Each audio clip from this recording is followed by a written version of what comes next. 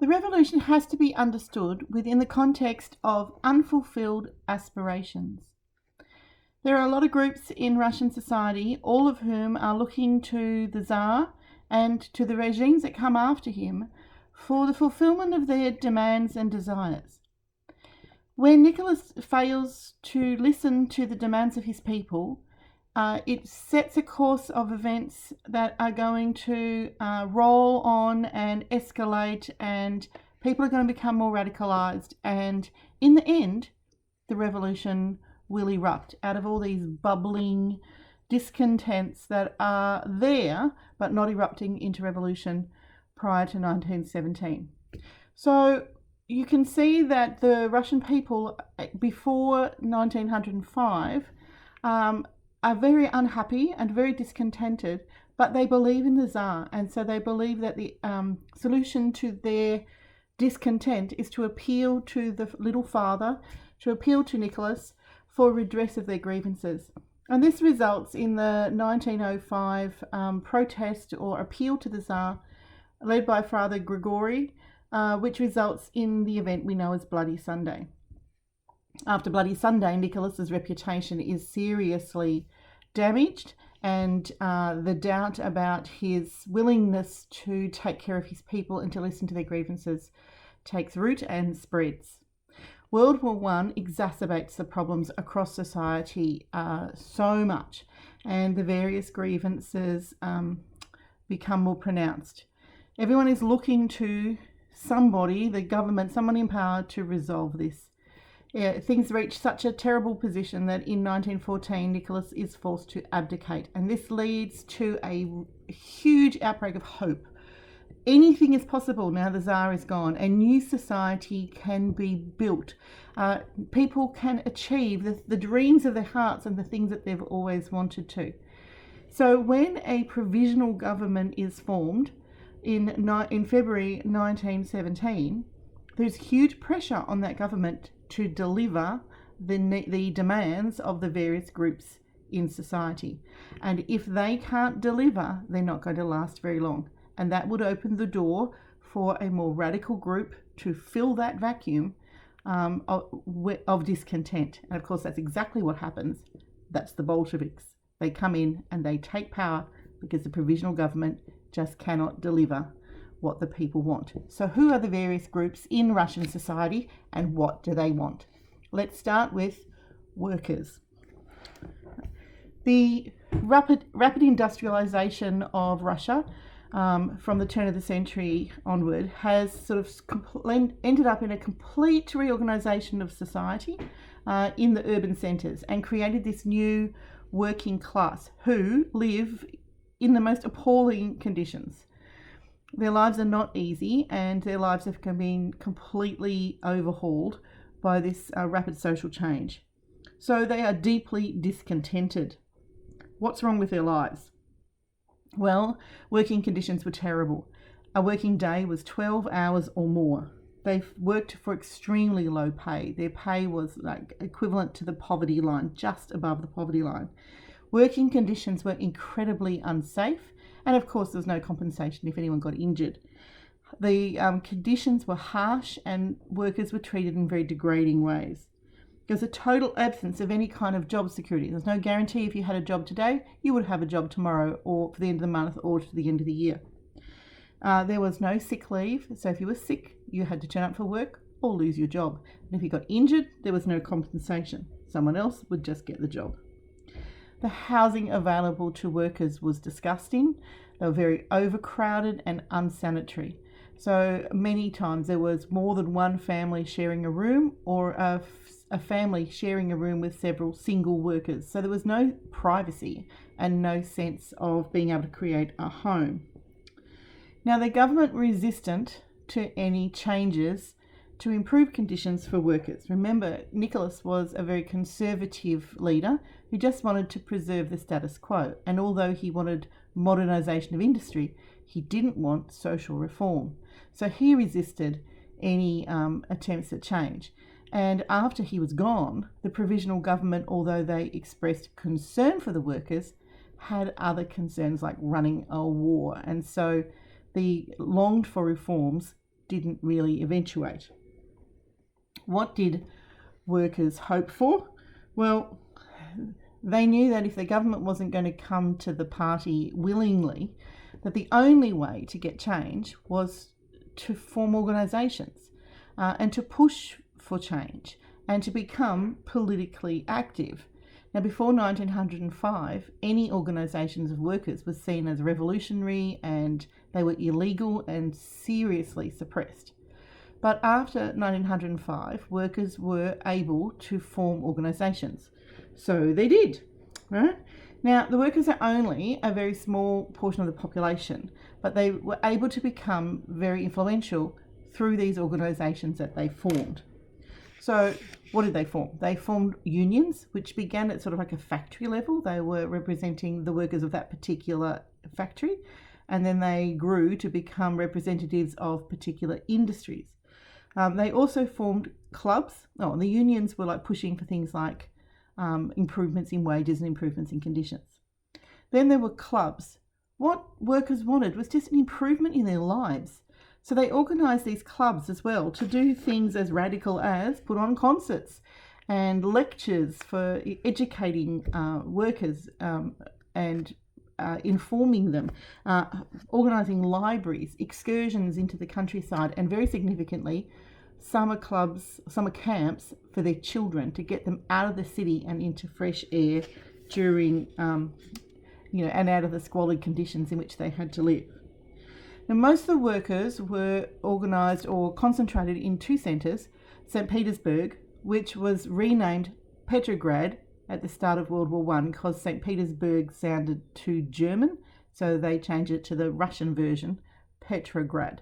So the workers were concentrated in Petrograd and Moscow.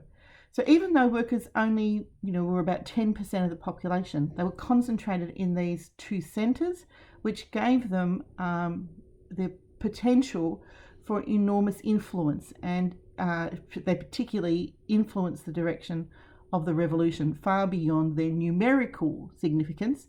Remember, 80% of the population are peasants, but this 10% of industrial workers were able to be very, very influential because of their concentration in these two centres. So they wanted improvement in their working conditions, and they wanted to influence, or they had some broad political concerns as well. So things like wages, they really wanted to improve their wages, and they wanted things such as meal breaks. Now that seems like a reasonable request. We all expect to have a meal break, but that was unheard of in 1917. They wanted sick leave, and they wanted to be guaranteed there'd be a job there when they recovered from sickness. They wanted safety improvements in their industries. The conditions were just very unsafe, and they wanted to be treated with dignity and respect. The broader political concerns were workers wanted peace. They wanted an end to the war. It was very important to them, and they wanted to get the vote. They wanted a democracy and a republic. They also sympathetic to the demands of the peasants, and they supported peasant demands for land redistribution. Now, they did not trust the government. The government had proved unsatisfactory in terms of negotiating for peace, reforming industry practices. The government actually turned on the workers in some ways and let them down. And so after 1905, they began to become more and more radical. Now, the other organisation that was allowed after 1905 were these things called the Soviets. The Soviets were organisations of workers that would support workers' interests and agitate for the political reforms that workers wanted. And these Soviets, these workers' organisations, became incredibly important. When the Tsar abdicated in February 1917, a provisional government was formed. Provisional means temporary. And that government was formed by two groups. The representatives of the Dumas, they're the intellectual, educated, liberal, bourgeois leaders of the parliament. And the Soviets, the leaders of the Soviets. Now, the Provisional Government, the representatives of the Duma, were led by this guy called Kerensky. Kerensky was also a member of the Petrograd Soviet. Where were the Bolsheviks? Well, the Bolsheviks were growing in significance in the leadership of the Soviets. So we had the Bolsheviks' huge presence and popularity among the Soviets, and we had the representatives of the Dumas. And they together agreed to run the country during this provisional time until an election could be held and a proper government formed.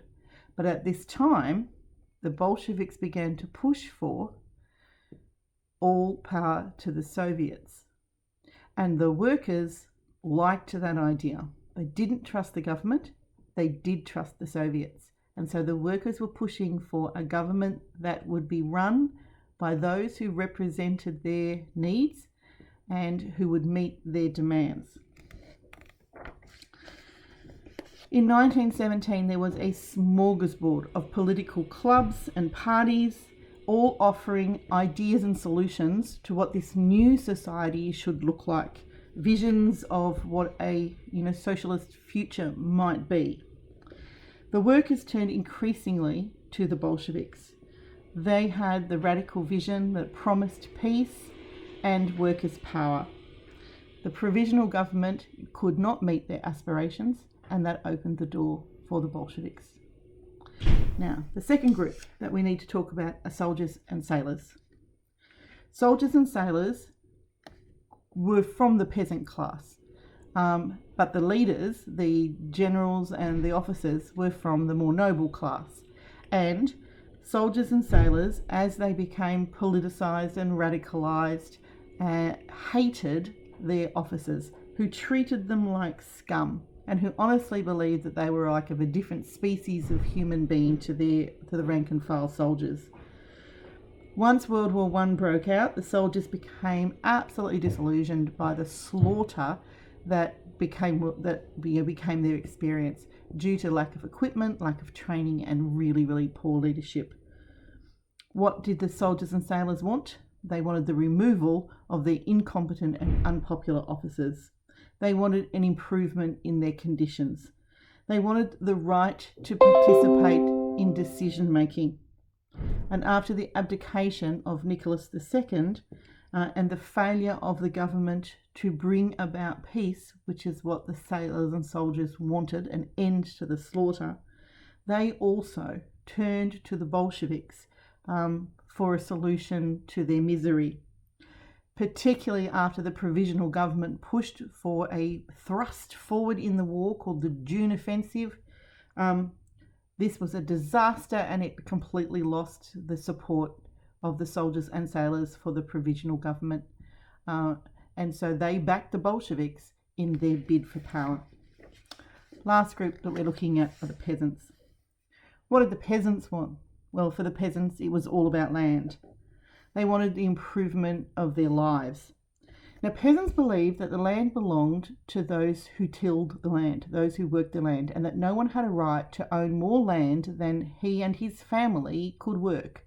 So rich landowners or nobles who had vast properties were seen as, thieves of the land, and the land really belonged to those who could work it.